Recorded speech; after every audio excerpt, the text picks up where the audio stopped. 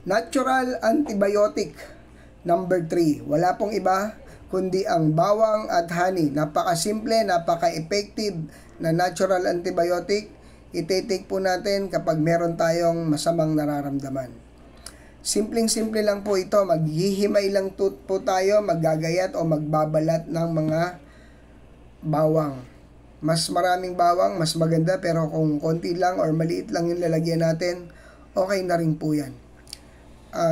Kung meron po kayong mga native na bawang o yung maliliit na bawang, maganda po yon kasi mas matapang yon. Pero yun nga po, mahirap maghanap ng mga native na bawang, pwede na rin po. Or good to go na rin tayo kung meron tayong mga malalaking bawang lang o yung nakikita natin sa market. At least, maganda pa rin po yan. Ayan. Anuhin lang po natin, himayin lang po natin siya, na alam naman natin, bawang pa lang, kahit wala ng honey, masyado na po yung maraming antimicrobial properties, viral properties, no? At napakadami po nitong benefits sa katawan natin. Lalo na kung hahaluan pa natin siya ng honey, at lalo na kung ipe-ferment o mapiperment pa to ng mahabang panahon. So, double action po to. Simple lang po, no? Kailangan lang natin ng jar, at yun nga po, yung native honey natin o raw honey, wild, mas maganda. At ayan, yung bawang na binalatan natin.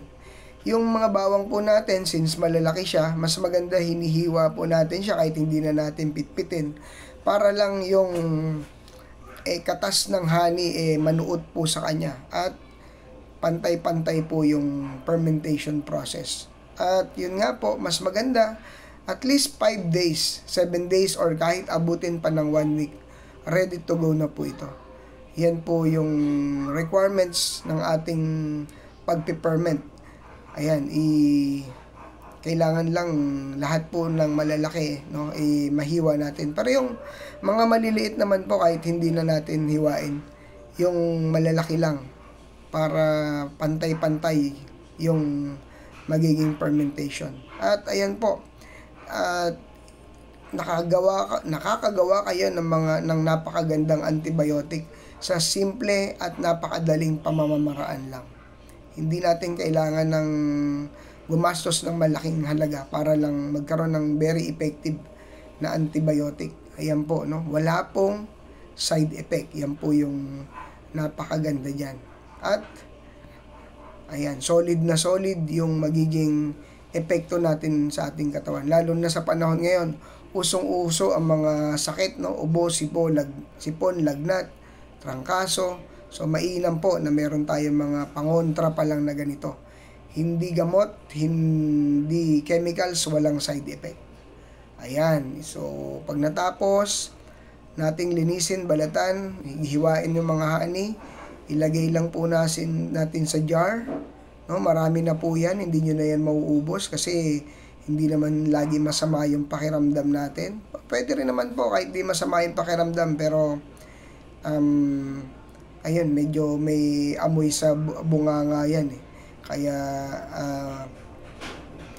mas maganda kung medyo may mga nararamdaman tayo. Pero ayan, ihahalo na natin yung raw honey, no? Mas maganda po yung raw kasi ang honey pong raw at wild, hindi po yan napapanis kahit abutin pa ng 100 years. Kailangan lang wag makontaminate. Okay, so ayan, kapag nailagay na po natin, maganda yung nakalubog siya, yung mas marami yung honey kaysa sa bawang. Okay, so ayan na po siya. Ready na. I-store na lang natin para ma-ferment siya for 5 to 7 days or kahit 1 week. At ayan po, every time na meron kayong nararamdaman, kumuha lang kayo ng natural antibiotic.